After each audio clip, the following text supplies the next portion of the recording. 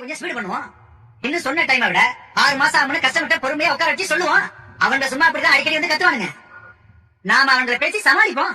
ஒரு 4 மாசம் இஎம்ஐ நாம கட்டுறோம் சொல்லுவோம். இப்படி பேசி சமாளிக்கிறதா கம்பெனிக்கு நல்லது. எப்படி உங்களால இவ்ளோ செல்ஃபிஷா யோசிக்க முடியுது? இது பாருங்க, விஜய் ஏற்கனவே முடிவு பண்ணிட்டாரு. ஸ்டாஃப் கிட்ட புது ஆட்களை ஹையர் பண்ண சொல்லி தெளிவா இன்ஸ்ட்ரக்ஷன் கொடுத்துட்டாரு.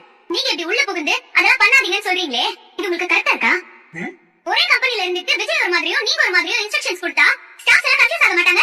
எங்களுக்கு இங்க நடக்கிற பிரச்சனை தெரியறதுக்கு முன்னாடியே ஐயப்ப உங்ககிட்ட எல்லாத்தையும் சொல்லிருக்காரு.